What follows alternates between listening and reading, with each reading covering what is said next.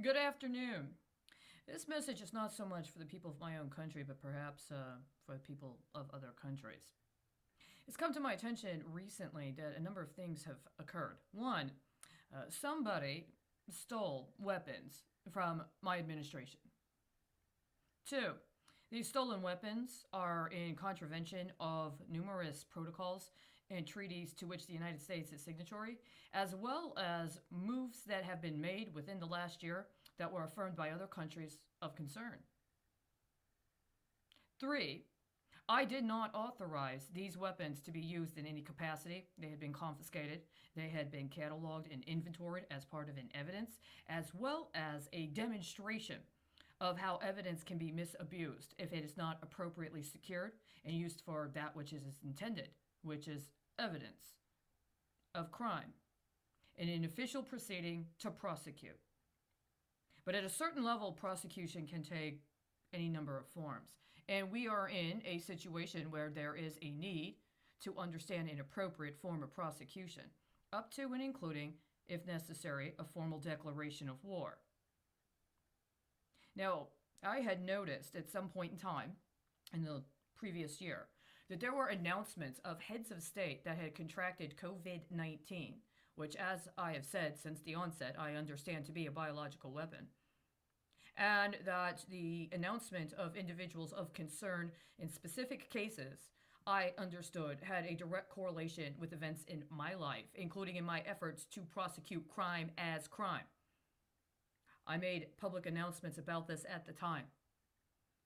My specific concern at the time was that the announcement that the president of Honduras had contracted COVID 19 at a time frame during which other activity was ongoing.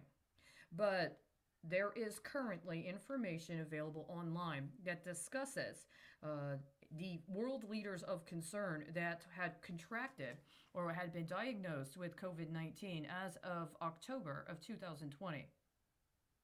I understand and believe that the announcement of their contraction of COVID 19 is directly related to manners in which my efforts to file criminal charges regarding a illicit pattern of distribution of dangerous drugs that may be responsible for aiding and abetting acts of terrorism was disabused and weaponized. Now, I have to be honest with you, and I've considered this thoroughly myself. I have left open the possibility that somehow, in some manner, based upon a pre existing agreement entered into by a number of world leaders and others that allege to be in leadership positions around the world concerning what COVID 19 really is, that there may well have been an agreement for certain individuals and or their administrations to take the hit, as they say, and to allow themselves to be targeted by biological weapons in order to try to come up with some sort of specific national countermeasure that would be able to be developed based upon their response and the manner in which factors were addressed connected to the alleged diagnosis. But I also do not know that for certain. And insofar as I don't know that for certain, understand there is a direct connection between the timeline I'm looking at right now regarding announcements of when heads of state contracted COVID 19 and events that were asked for consideration as evidence of the original charges I attempted to file in 2017.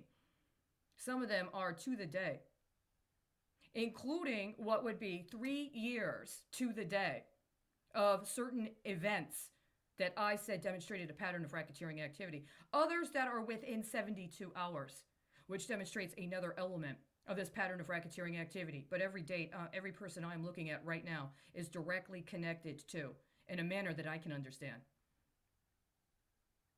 I could see this as a very high level, comprehensive bioweapons regime.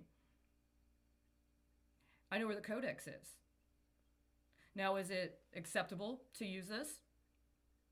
Especially insofar as far as I know, none of these heads of state or any other heads of state have called out COVID 19 for what it is.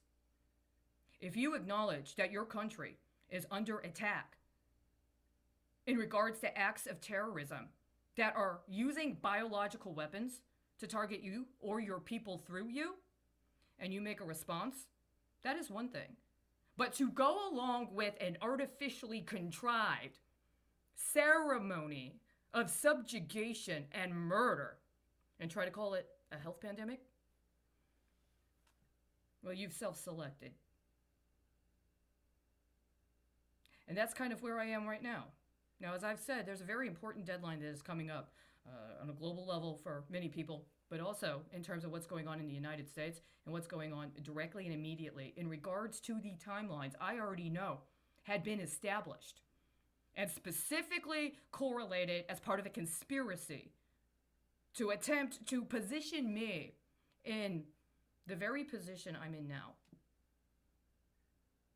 And what I'm saying is, I understand that my efforts to prosecute a very dangerous, high-level, international narco-terror regime that has infiltrated my government and attempted to subjugate my people is apparently involved in a very comprehensive biological weapons regime that was, at least in part, constructed based upon an effort to try to torture and extort me into cooperation. I will not cooperate. But I also recognize two things, and I will acknowledge that now. When you attack a head of state, it is as if you are attacking the people in that country, if for no other reason than you are preventing against allowing for the people to self-determine and engage democratic processes within their own country. It behooves whoever considers themselves to be the appropriate leadership of that country to discuss these matters and present these matters forthrightly and not allow themselves to be cowed into extortion regardless of how comprehensive it appears to be. But on the other hand, if you accept the position of a head of state in such a regard, then that does put you in a specific line of focus. And I will let you know that insofar as these specific individuals have this correlation, it behooves you and your national security infrastructure to understand the implications, to identify and understand the origin, and to come to terms with your own obligations to your people. If you've conspired with those that infiltrated my government in order to subjugate your own people, that's how you're going to have to be addressed. But I let you know I would never have willingly consented to allowing for my efforts at redress to be disabused in order to develop a biological weapon to selectively target heads of state, including in what I understand could be manners to attempting to extort them into agreeing to subjugate their own people to terms that are unconscionable. It's cause for war. And I'm letting you know I understand it in that way. I also understand that it could potentially be applied in an effort to target and dismantle this narco cartel and consortium of individuals that are promoting themselves as if they're qualified to operate as state actors when they are not. That's all I have to say for right now. It is 20 minutes after 1 o'clock in Dallas, Texas, on the 16th of April, 2021. My name is Charity Colleen Krause.